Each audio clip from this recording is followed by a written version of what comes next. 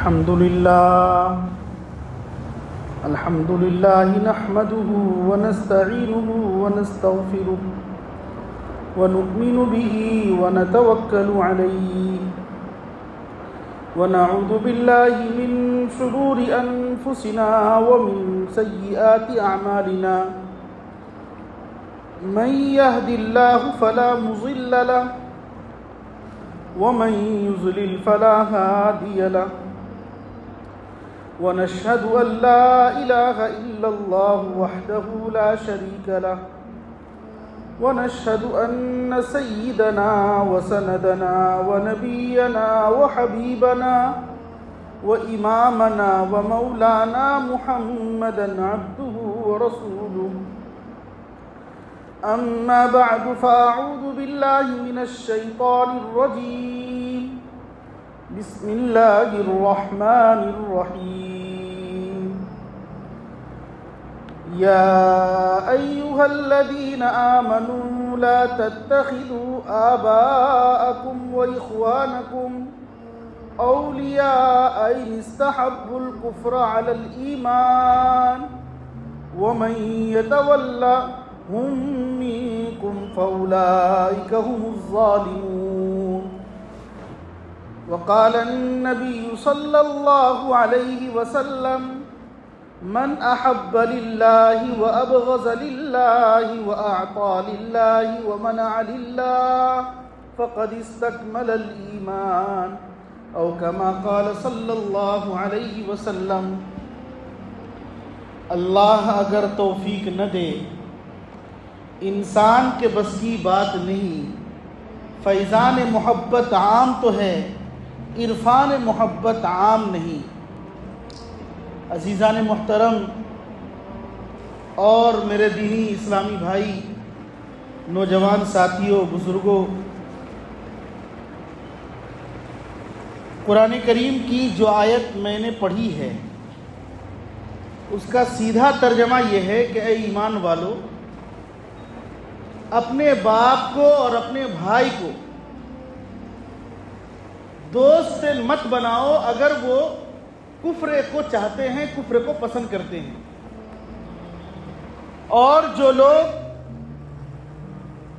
کافروں کے ساتھ ہوں گے، کافروں سے دوستی کریں گے، مشرکین کے ساتھ رہیں گے، وَمَن يَتَوَلَّهُم مِّنكُمْ فَأُولَٰئِكَ هُمُ الظَّالِمُونَ، تو یہ لوگ ظالم ہیں۔ نبی پاک صلی اللہ علیہ وسلم کی جو احادیث ہیں اور جس پر مجھے بولنا ہے وہ یہ ہے، آدمی کسی سے تعلق رکھے، کسی سے دشمنی کرے، کسی کو دے اور کسی کو نہ دے، تو یہ ساری چیزیں اللہ کے لیے ہونا چاہیے۔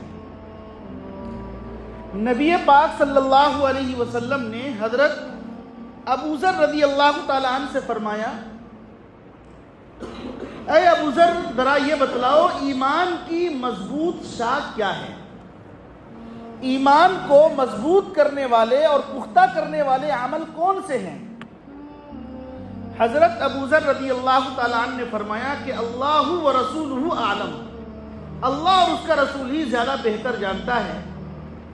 نبی پاک صلی اللہ علیہ وسلم نے ارشاد فرمایا، سب سے زیادہ ایمان کو پختہ کرنے والے اور ایمان کو مضبوط کرنے والے عمل جو ہیں وہ کسی سے اللہ کے لیے دوستی کرنا اور کسی سے نفرت کرنا تو اللہ ہی کے لیے کرنا، یہ ایمان کی شاخوں میں سے ایک مضبوط شاخ ہے۔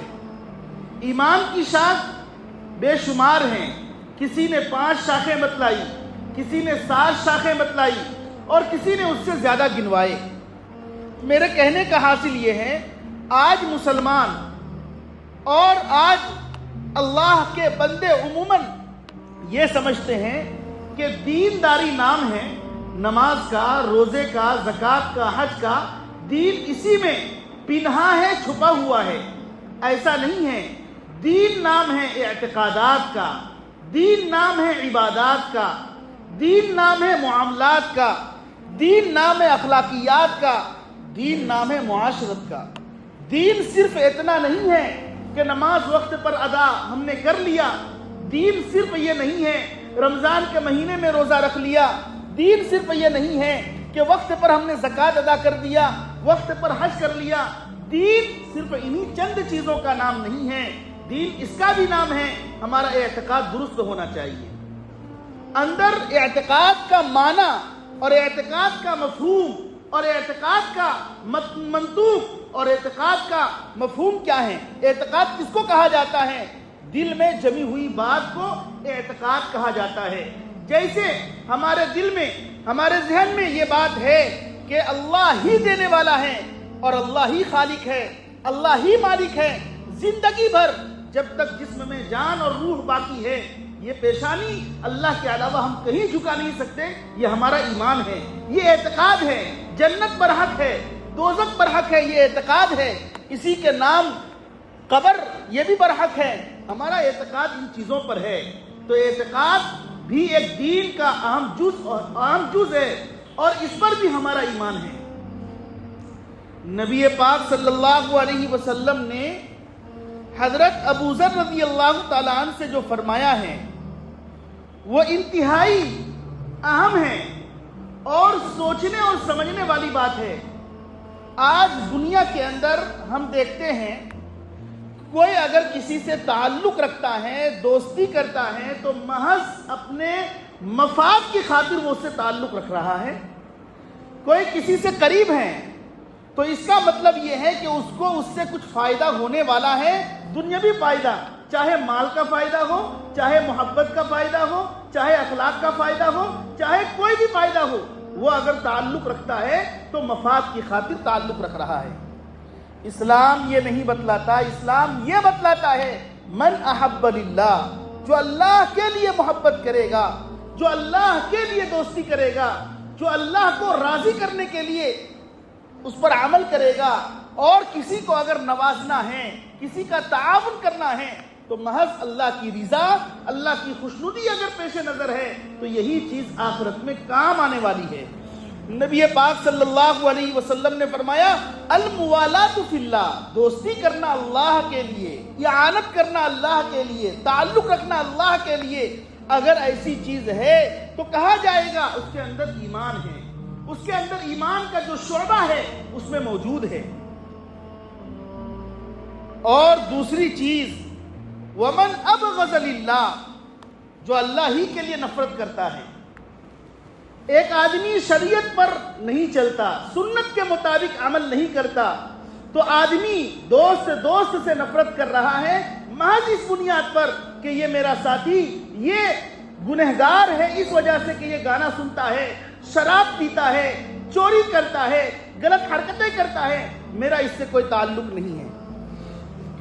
تو اس بندے سے جو نفرت کر رہا ہے, جو دشمنی کر رہا ہے, وہ اللہ کے لیے ہے کہ یہ بندہ جو اللہ نے حکم دیا ہے شریعت کی پابندی کرنے کا اور شریعت پر عمل کرنے کا, میرا یہ دوست ناجائز کام کر رہا ہے, غلط کام کر رہا ہے اور سنت کے مطابق عمل نہیں کرتا, نماز چھوڑتا ہے, لہذا میرا اس سے کوئی تعلق نہیں ہے. یہ ہے ومن ابغض للہ, اللہ کے لیے دشمنی کرنا. حضرت نوح علیہ نبینا علیہ الصلوۃ والسلام نے اپنے بیٹے سے کہا تھا, جب نوح علیہ الصلوۃ والسلام نے تبلیغ کا کام کیا اور ایمان کے بارے میں لوگوں کو دعوت دی اور کہا قولوا لا الہ الا اللہ تفلحوا, اے لوگوں کلمہ پڑھو کامیاب ہو جاؤ گے, تمہارا خدا ایک ہے, تمہارا رب ایک ہے, اسی کے سامنے جھکنا ہے. جن لوگوں نے مانا, روایت میں آتا ہے کل 40 آدمی, یا بعض روایت میں ہے کہ 80 لوگ مسلمان ہو جاتے ہیں, مومن ہو جاتے ہیں. اللہ کا حکم آتا ہے وَاصْنَعِ الْفُلْكَ بِأَعْيُنِنَا, اے نوح ہماری نگرانی میں, ہماری آنکھوں کے سامنے کشتی تیار کرو. لوگ مذاق اڑاتے تھے, دھوپ تیز ہے, سخت دھوپ ہے, اور ایسی دھوپ کے اندر کشتی بنانے کا کیا مطلب ہے. لوگ نوح علیہ السلام کا مذاق اڑایا کرتے تھے, لیکن جب کشتی تیار ہو گئی سارے مومن کو اللہ نے اس کشتی میں بٹھانے کا حکم دے دیا. آسمان نے بھی پانی برسایا, زمین بھی چشمہ ابلنے لگی, پھر جو ہے ایک عجیب طریقے سے پانی کا وہ بہنا شروع ہو گیا. ایسے وقت میں نوح علیہ السلام نے اپنے بیٹے سے کہا تھا, اے بیٹا ہماری کشتی میں سوار ہو جا, ہماری کشتی میں سوار ہو جا, یعنی ایمان لے آ.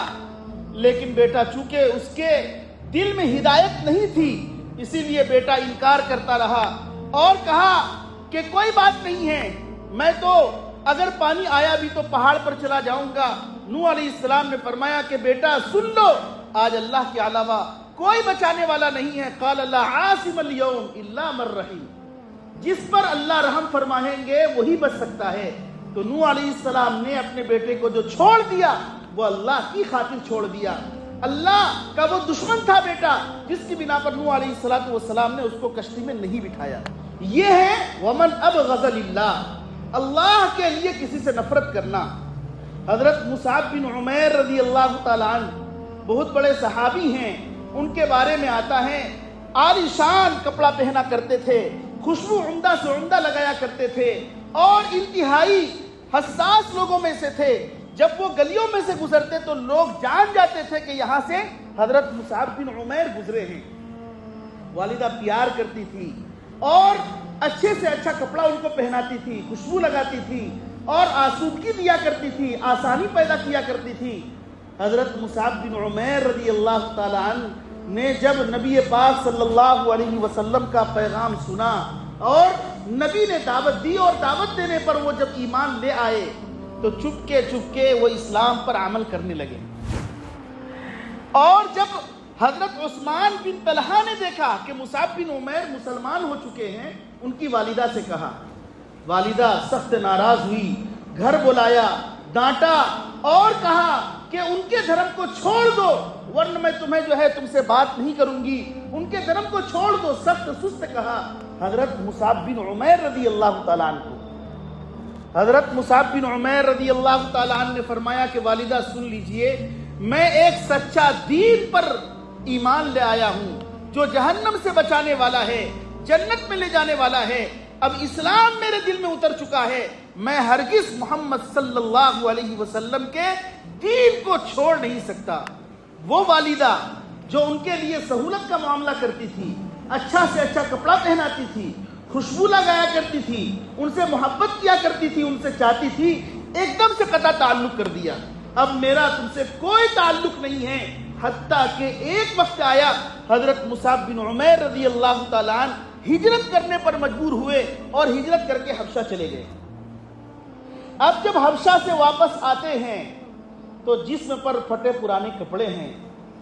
نبی پاک صلی اللہ علیہ وسلم نے مکہ میں دیکھا، صحابہ دیکھو یہ وہی مصعب بن عمیر ہیں جو اچھا سے اچھا عمدہ سے عمدہ کپڑا پہنا کرتے تھے، بہترین سے بہترین خوشبو لگایا کرتے تھے، ان کی والدہ ان کو چاہتی تھی۔ آج یہ مکہ آ رہے ہیں، دیکھو ان کے جسم پر صحیح طریقے سے کپڑے بھی نہیں ہیں اور وہ شہادت کا جام پی لیتے ہیں۔ آخر وقت میں ایسا حال تھا کہ اتنا کفن کا ٹکڑا بھی نہیں تھا کہ صحیح طریقے سے پیر کو اور سر کو ڈھانپ سکیں۔ نبی پاک صلی اللہ علیہ وسلم فرماتے ہیں کفن سے سر کو ڈھانپا جاتا، پیر کھل جاتے، پیر کو ڈھانپا جاتا، سر کھل جاتے۔ حضرت مصعب بن عمیر رضی اللہ تعالیٰ عنہ نے والدہ کو جو چھوڑا ہے وہ اس بنا پر اسلام کی خاطر۔ یہ ہے من ابغض للہ، اللہ کے لیے دشمنی کرنا، اللہ کے لیے نفرت کرنا۔ والدہ اگر تمہارا دھرم الگ ہے، اگر تم اسلام کو نہیں اپناتی، اسلام پر عمل نہیں کرتی، ایمان پر عمل نہیں کرتی تو میرا تم سے کوئی تعلق نہیں ہے۔ حضرت عبیدہ بن جراح رضی اللہ تعالیٰ عنہ بڑے صحابی ہیں، ان کے بارے میں آتا ہے جب نبی پاک صلی اللہ علیہ وسلم نے حکم دیا جہاد کا اور جہاد میں عبیدہ بن جراح رضی اللہ تعالیٰ عنہ مومن ہیں اور ان کے والد کافر ہیں، لڑائی کے میدان میں دونوں آمنے سامنے ہیں۔ عبیدہ بن جراح رضی اللہ تعالیٰ عنہ کے سامنے والد بار بار تلوار کے نیچے آ رہے ہیں۔ ایک مرتبہ حضرت عبیدہ بن جراح رضی اللہ تعالیٰ عنہ نے اپنے والد پر تلوار چلا دی اور فرمایا جو بھی اسلام نہیں لائے گا چاہے وہ کیسا بھی ہو، وہ اللہ کا بھی دشمن ہے، رسول اللہ کا بھی دشمن ہے، میرا بھی دشمن ہے، اس سے کوئی تعلق نہیں ہے۔ حضرت عبیدہ بن جراح رضی اللہ تعالیٰ عنہ نے والد کو قتل کیا، کس بنیاد پر؟ من ابغض للہ، اللہ کے لیے دشمنی کرنا، اللہ کے لیے کسی سے نفرت کرنا۔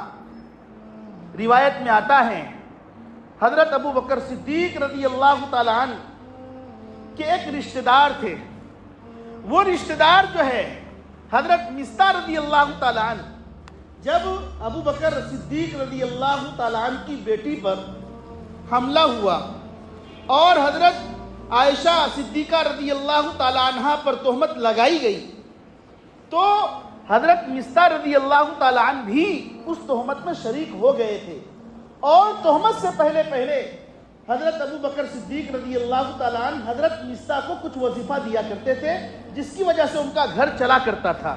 جب دیکھا کہ میری بیٹی پر تہمت لگائی گئی ہے اور اس تہمت لگانے میں یہ حضرت مصطح بھی شریک ہیں تو قسم کھا لیا اور پھر وظیفہ دینا بند کر دیا۔ یہ ہے من ابغض للہ، اللہ کے لیے دشمنی کرنا، اللہ کے لیے نفرت کرنا۔ میرے دوستو کہنے کا حاصل یہ ہے آدمی دنیا کے اندر اگر اس چیز پر عمل کرے، من احب للہ وابغض للہ واعطى للہ ومنع للہ فقد استکمل الایمان، کسی سے محبت کرنا ہو تو اللہ کے لیے محبت کرنا ہو، فلاں آدمی شریعت کا پابند ہے، سنت پر چلنے والا ہے، اللہ کا دوست ہے اور انتہائی مقبول ہستی ہے، قرآن کریم کے مطابق یہ زندگی گزارتا ہے، شریعت کے مطابق یہ زندگی گزارتا ہے، اگر ایسے آدمی سے لوگ محبت کرتے ہیں تو یہ سمجھا جائے گا یہ محبت اللہ کے لیے ہے۔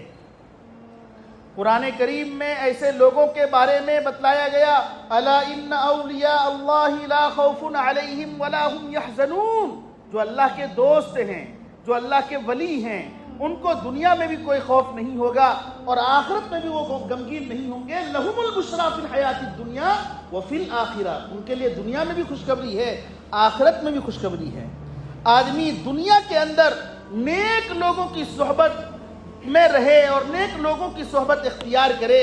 جب آدمی نیک لوگوں کے ساتھ رہتا ہے، حدیث پاک میں سرکار دو عالم جناب محمد رسول اللہ صلی اللہ علیہ وسلم نے ارشاد فرمایا، مثل الجلیس السوء والصالح، نبی پاک صلی اللہ علیہ وسلم ارشاد فرماتے ہیں ایک وہ آدمی ہے جو نیک لوگوں کے ساتھ رہتا ہے، اس کے ساتھ اٹھتا بیٹھتا ہے تو اس کی مثال مشک اور کستوری کی طرح ہے۔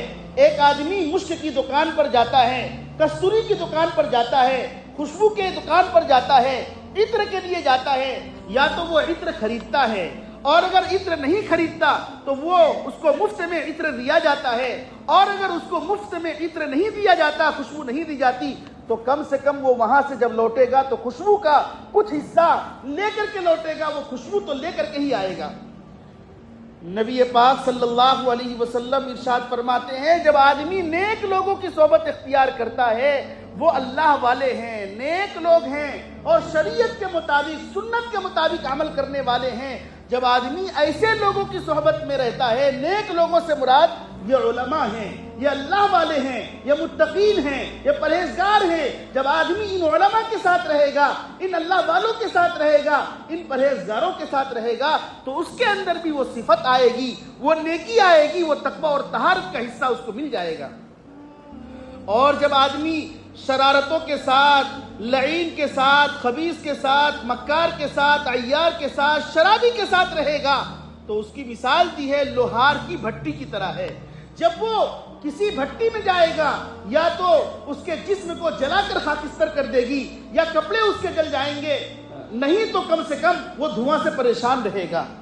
فرمایا کہ ایسے ہی مثال ہے ان لوگوں کی جو برے لوگوں کی صحبت میں بیٹھتا ہے، ان کے ساتھ تعلق رکھتا ہے، ظاہر سی بات ہے وہ خود اچھے نہیں ہیں، ان سے تعلق رکھنے کی وجہ سے برائی اس کے اندر بھی منتقل ہو جائے گی۔ صحبت صالح ترا صالح کنت، صحبت طالح ترا طالح کنت، اچھی صحبت تمہیں اچھا بنائے گی اور بری صحبت تمہیں خراب کر دے گی، برباد کر دے گی۔ صحبت بد سے ہمیشہ بھاگ تو ورنہ بن جائے گا کالا ناگ تو۔ صحبت بد سے، بری صحبت سے، صحبت بد سے ہمیشہ بھاگ تو ورنہ بن جائے گا کالا ناگ تو۔ آدمی بروں کی صحبت میں رہے گا تو جیسی صحبت اختیار کرے گا ویسی صفت اپنے اندر وہ لائے گا، اس کے اندر وہ صفت منتقل ہو جائے گی۔ نبی پاک صلی اللہ علیہ وسلم نے اسی لیے فرمایا ہے کہ آدمی دنیا کے اندر اللہ والوں کے ساتھ رہے، علماء کے ساتھ رہے، صلحاء کے ساتھ رہے، اور اگر ان کے ساتھ رہے گا تو یہ سمجھا جائے گا من احب للہ، یہ اللہ کے لیے محبت کرتا ہے، محض ثواب کی خاطر علماء سے محبت کرنے والا ہے، محض ثواب کے لیے اس سے دوستی رکھتا ہے اور اپنا کوئی مفاد اس کے اندر شامل نہیں ہے، یہ آدمی کہا جائے گا الحب فی اللہ، اللہ کے لیے محبت کرنے والا ہے، اللہ کے لیے کسی سے دوستی رکھنے والا ہے، اللہ کے لیے کسی سے دشمنی کرنے والا ہے۔ حدیث میں آتا ہے کل قیامت کے دن کچھ لوگوں کو میدان محشر میں اللہ اپنا قرب خاص عطا فرمائیں گے، نہ وہ نبی ہوں گے، نہ وہ شہداء ہوں گے، انبیاء بھی پریشان ہوں گے، شہداء بھی پریشان ہوں گے، ایسے کون لوگ ہیں جن کو اللہ کا قرب خاص عطا ہوا ہے؟ اللہ فرمائیں گے یہ وہ لوگ ہیں جو دنیا میں اللہ ہی کے لیے محبت کیا کرتے تھے اور دنیا میں اللہ ہی کے لیے نفرت کیا کرتے تھے۔ سن لو، آج میرے عرش کے سائے کے علاوہ، میرے سائے کے علاوہ کوئی سایہ نہیں ہوگا، میں ان لوگوں کو سایہ عطا کروں گا۔ کتنی بڑی فضیلت کی چیز ہے اور کتنے بڑے مقام کی بات ہے۔ ایک آدمی کل قیامت کے دن اس سے یہ کہا جائے گا کہ اللہ تعالیٰ کو قرب خاص اس کو حاصل ہوگا، نہ وہ انبیاء ہیں نہ شہداء ہیں، لیکن اللہ نے ان کو اپنے قریب کیا ہوگا اور اپنے قریب کر کے ان کو وہ مقام دیا ہوگا کہ اس مقام کو دیکھ کر یہ انبیاء بھی رشک کریں گے اور شہداء بھی رشک کریں گے۔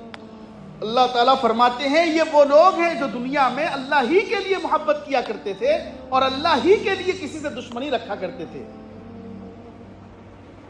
تو خلاصہ کلام یہ ہے کہ دنیا کے اندر رہتے ہوئے اگر ایک آدمی یہ اپنے دل میں ارادہ کر لے، اپنا من بنا لے، اپنا ذہن بنا لے کہ ہم کو دنیا میں اسی طریقے سے زندگی گزارنا ہے، جو اللہ کا نہیں، رسول اللہ کا نہیں، وہ میرا بھی نہیں، اور جو اللہ کا ہوگا، رسول اللہ کا ہوگا، وہ میرا بھی ہوگا، میرا اس سے تعلق ہوگا، وہ شریعت کے مطابق چل رہا ہے، سنت کے مطابق چل رہا ہے، صحابہ کی زندگی کے مطابق اس کی زندگی ہے، اللہ سے وہ محبت کرنے والا ہے، شریعت مصطفی کو اپنے دامن میں اور اپنے سینے سے لگائے ہوا ہے، لہذا میرا اس سے تعلق ہے۔ روایت میں آتا ہے ایک آدمی گھر سے سفر کرتا ہے اور سفر کرنے کا مقصد کچھ اور نہیں ہے بلکہ کسی بندے سے ملاقات کرنا ہے، کوئی اللہ والا ہے، کوئی نیک صفت انسان ہے، اس سے ملنے کے لیے وہ گھر سے نکلتا ہے، اور گھر سے نکلنے کے بعد جب تھوڑی دور پر جاتا ہے فرشتہ انسان بن کر کے اس آدمی کے پاس آتا ہے اور کہتا ہے کہاں جا رہے ہو، تمہارا کیا ارادہ ہے، تمہارا منشا کیا ہے، تم کہاں کا سفر کرنے والے ہو؟ وہ آدمی کہتا ہے میری کوئی غرض نہیں ہے، محض ایک اللہ کا بندہ ہے، شریعت کے مطابق چلتا ہے، سنت کے مطابق اس کی زندگی ہے، میں اس سے ملنے کے لیے جا رہا ہوں، اس کے علاوہ میرا کوئی مفاد اپنا نہیں ہے۔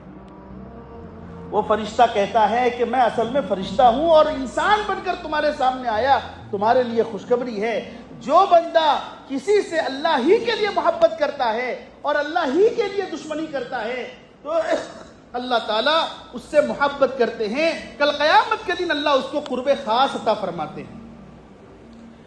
جب کل قیامت کے دن دیکھا جائے گا جنت کے اندر بالا خانے سونے اور چاندی کے بنے ہوئے ہیں اور جنت میں اس کے لیے کچھ درجات مختص ہیں، بلند درجات ہیں، اور کمرے ان کے ستاروں کے مانند چمک رہے ہیں۔ نبی پاک صلی اللہ علیہ وسلم سے صحابہ پوچھتے ہیں ایسا روشن کمرہ، یاقوت اور زمرد سے ملا ہوا، جڑا ہوا، سونا اور چاندی سے جڑا ہوا کمرہ، ستارے کے مانند روشن کمرہ کس کو ملے گا؟ نبی پاک صلی اللہ علیہ وسلم نے فرمایا یہ جنت میں جو اعلیٰ مقام، جو سونا اور چاندی سے کمرہ بنایا گیا ہے، یہ اس شخص کو ملے گا جو دنیا میں الحب فی اللہ والبغض فی اللہ، جو اللہ ہی کے لیے محبت کرتا تھا اور اللہ ہی کے لیے دشمنی کرتا تھا، یہ گھر اسی کو دیا جائے گا۔ قرآن کریم کی جو آیتیں میں نے پڑھی، یا ایھا الذین آمنوا لا تتخذوا آباءکم واخوانکم، اے ایمان والو اپنے ابا کو اور اپنے بھائیوں کو دوست مت بناؤ، ان استحبوا الکفر علی الایمان، اگر وہ ایمان پر کفر کو ترجیح دیتے ہیں، وَمَن يَتَوَلَّهُم مِّنكُمْ فَأُولَٰئِكَ هُمُ الظَّالِمُونَ، اور اگر کوئی ان سے دوستی رکھے گا اور ان سے تعلق رکھے گا فَأُولَٰئِكَ هُمُ الظَّالِمُونَ، تو یہی لوگ ظالم ہیں۔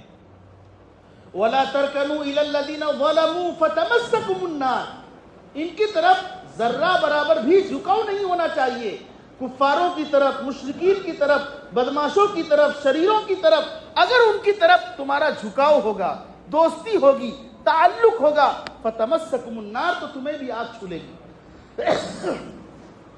اب ذرا یہ بتلائیے، ہم مسلمان ہیں، اللہ اور اس کے رسول صلی اللہ علیہ وسلم کی شریعت کے مطابق اور اللہ اور رسول کی باتوں کو ماننے والے ہیں، ان کے حکموں پر چلنے والے ہیں.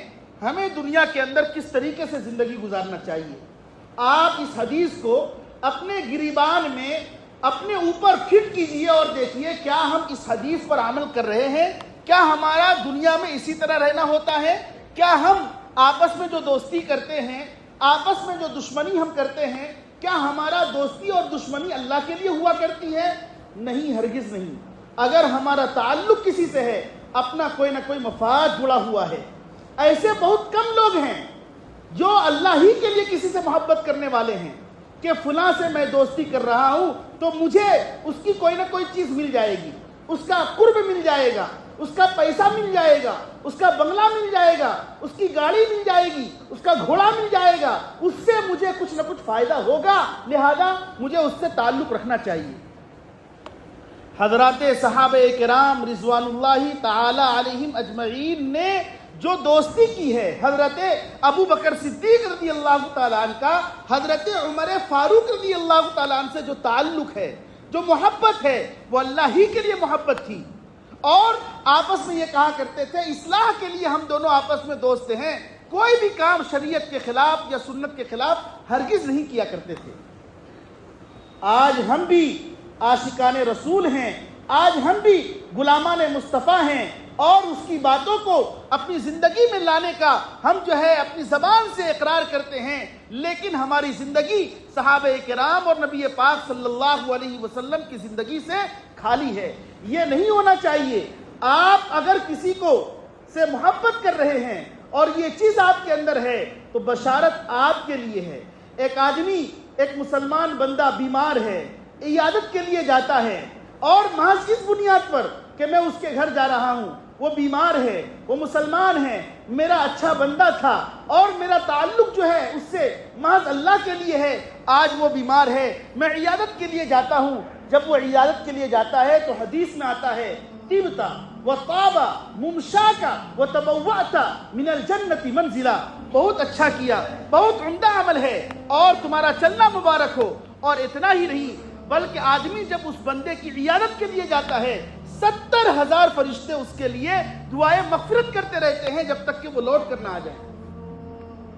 اور اللہ تعالیٰ وَتَبَوَّأْتَ مِنَ الْجَنَّةِ مَنْزِلًا، جنت میں عظیم الشان اس کے لیے محل بناتے ہیں. کیوں؟ اس لیے کہ وہ ایک مسلمان بھائی کی عیادت کے لیے گیا، وہ بیمار تھا، وہ پریشان حال تھا، وہ اس لیے گیا کہ وہ 5 وقت کی نماز پڑھتا تھا، میرا اچھا دوست تھا، سنت کے مطابق عمل کرتا تھا، آج میں اس کی عیادت کے لیے جا رہا ہوں اور منشا کچھ نہیں ہے، محض ایک مسلمان ہونے کی خاطر، ایک اسلام والا ہونے کی خاطر ہم اس سے ملنے جا رہے ہیں. آج تو دیکھا یہ جاتا ہے جو آقا ہے، جو حاکم ہے، جو بادشاہ ہے، لوگ اس کے در پر بھاگے بھاگے دوڑے دوڑے جا رہے ہیں، اس لیے کہ وہ آقا ہے، وہ بادشاہ ہے، وہ حاکم ہے، شہر کا بڑا آدمی ہے، چاہے وہ مسلمان ہو یا غیر مسلم ہو، لوگ دوڑے دوڑے جاتے ہیں اس کا قرب حاصل کرنے کے لیے کہ مجھے اگر یہ اچھا ہو گیا مجھے اس سے کچھ فائدہ ہوگا. کیا فائدہ ہوگا؟ اگر میری گاڑی پکڑی جائے گی تو وہ پولیس والے جو ہے چھڑوا دیں گے، اگر کچھ اس طرح کا کچھ کام عدالت میں پھنس گیا تو یہ بڑا آدمی ہے، اس کی سفارش سے مجھے جو ہے فائدہ ہو جائے گا. اور ایک بیچارہ گھر کے بغل میں تڑپ رہا ہے، مر رہا ہے، سسک رہا ہے، جھلس رہا ہے، لیکن اس کو کوئی دیکھنے والا نہیں، اس لیے کہ وہ غریب ہے.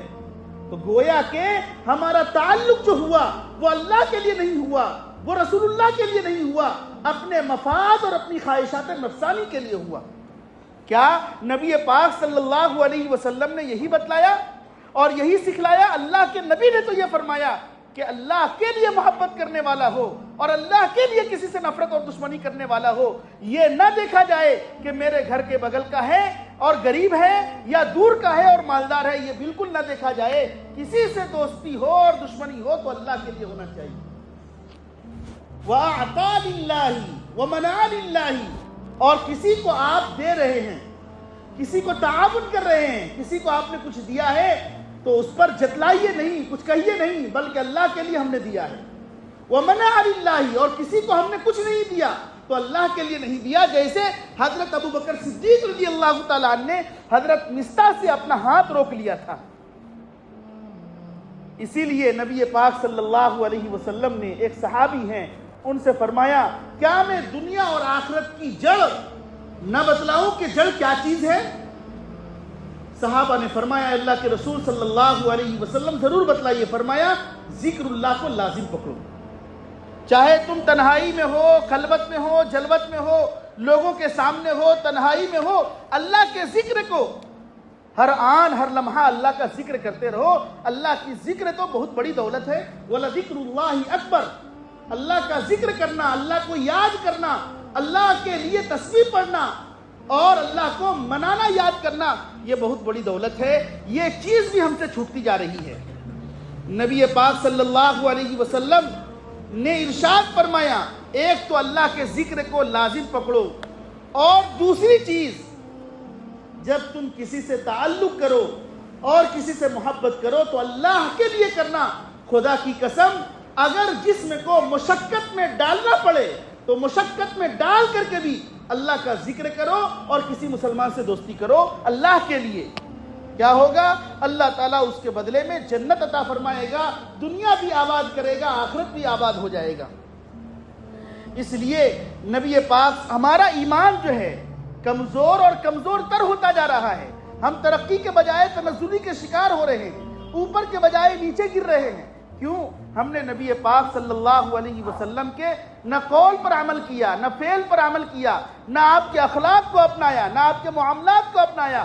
ہر چیز میں ہم اپنے من مانی اور مرضی کے مطابق ہم کام کر رہے ہیں۔ ہمارا اٹھنا بیٹھنا اپنی مرضی کے مطابق، ہمارا چلنا پھرنا اپنی مرضی کے مطابق، ہمارا جو ہے معاشرت ہو یا معاملات ہو، سب اپنی مرضی کے مطابق ہے۔ جو آدمی نبی کی باتوں پر عمل نہ کرے، اپنی خواہش پر عمل کرے، جو آدمی اپنے نبی کے اخلاق پر عمل نہ کرے، اپنے مطابق وہ زندگی گزارے، تو اس کی زندگی کیا زندگی ہوگی؟ وہ تو ایسے ہی مر جائے گا، نہ اس کی دنیا کے اندر کوئی اس کو فائدہ ملے گا، نہ آخرت کے اندر اس کو کوئی مقام ملے گا۔ اگر آخرت میں مقام چاہیے، آخرت میں عزت چاہیے، آخرت میں اللہ کا قرب چاہیے، آخرت میں اگر فرشتوں کا استقبال چاہیے کہ فرشتے دروازے پر، جنت کے دروازے پر کہہ رہے ہوں سلام علیکم بما صبرتم فنعم عقبی الدار، تو اس کے لیے میرے دوستو دنیا کے اندر رہتے ہوئے اللہ کو منانا ہوگا، اللہ کے لیے کام کرنا ہوگا، اللہ کے مطابق زندگی گزارنا ہوگا۔ نبی پاک صلی اللہ علیہ وسلم نے جو شریعت ہم کو دیا ہے اس شریعت پر 100% عمل کرنا ہوگا۔ اگر ہم نے یہ کام کیا ہے تو آدمی چاہے دنیا کے اندر کوئی ہمارے ساتھ بدتمیزی کرے، کوئی ہمارے ساتھ غلط سلوک کرے، اگر ہمارا ایمان اللہ پر کامل ہے، شریعت مصطفی پر کامل ہے، تو ہمارا کوئی کچھ بگاڑ نہیں سکتا۔ جسے اللہ رکھے اسے کون چکھے؟ وَتُعِزُّ مَن تَشَاءُ وَتُذِلُّ مَن تَشَاءُ، عزت وہاں سے ملتی ہے، ذلت وہاں سے ہوتی ہے۔ کوئی آدمی یہ چاہے کہ میں اس کے مطابق اگر کام نہیں کروں گا تو یہ مجھے نوکری سے نکال دے گا یا یہ میرے ساتھ گڑبڑی کرے گا، یہ مطلب نہیں ہے۔ آدمی کا اس کا مطلب ایمان بنا نہیں ہے۔ اگر ایمان بنا ہوگا تو آدمی یہ سوچے گا ہی نہیں۔ فائدہ کسی کو کسی سے ہوتا ہے تو اللہ نے اس کی تقدیر میں لکھا ہے، اس کے ساتھ ویسا ہی ہونا ہے۔ تو اس لیے ہمیں مخلوق کو خوش کرنے سے پہلے اللہ کو خوش کرنا چاہیے، اور اللہ کی خوشی میں کوئی ناراض ہو اس کی پرواہ ہرگز نہیں کرنا چاہیے۔ لا طاعت لمخلوق فی معصیت الخالق، اگر اللہ کو خوش کرنے میں اگر مخلوق ناراض ہو جائے اس کی مجھے پرواہ نہیں ہے، اللہ ناراض نہ ہو اس کی پرواہ ہونی چاہیے۔ اسی لیے والدین کے تعلق سے فرمایا گیا اگر والدین نماز چھوڑنے کا حکم دیں، چوری کرنے کا حکم دیں، غلط کام کرنے کا حکم دیں، تو آدمی کو یہ حکم ہے والدین کی بات کو نہ مانے، کیونکہ نماز چھوڑنے میں اللہ کی ناراضگی ہے، شراب پینے میں اللہ کی ناراضگی ہے، اور اللہ کے سامنے کسی مخلوق کی بات ہرگز نہیں مانی جائے گی۔ تو میرے دوستو جو حدیث میں نے پڑھی ہے اور حضرت ابو ذر رضی اللہ تعالیٰ عنہ سے بطور خاص اللہ کے رسول صلی اللہ علیہ وسلم نے جو نصیحت کی ہے وہ ایک مرتبہ سن کر کے اس کو اپنی زندگی میں نافذ کیجئے، انشاءاللہ اللہ تعالیٰ آپ کو دنیا میں اور آخرت میں ایک مقام دے گا، آخرت بھی آپ کی آباد ہوگی، دنیا میں بھی خوش خرم رہیں گے۔ نبی پاک صلی اللہ علیہ وسلم نے فرمایا من احب للہ وابغض للہ واعطى للہ ومنع للہ فقد استکمل الایمان۔ جو اللہ کے لیے دوستی کرے، جو اللہ کے لیے کسی سے نفرت کرے، جو اللہ کے لیے کسی کو کچھ دے اور جو اللہ کے لیے کسی کو کچھ نہ دے، تو جو ان باتوں پر عمل کرے گا فقد استکمل الایمان، اس نے اپنے ایمان کو مکمل کر لیا۔ اللہ تعالی ہم تمام کو شریعت کے مطابق، سنت کے مطابق چلنے کی توفیق نصیب فرمائے۔ وآخر دعوانا الحمدللہ رب العالمین۔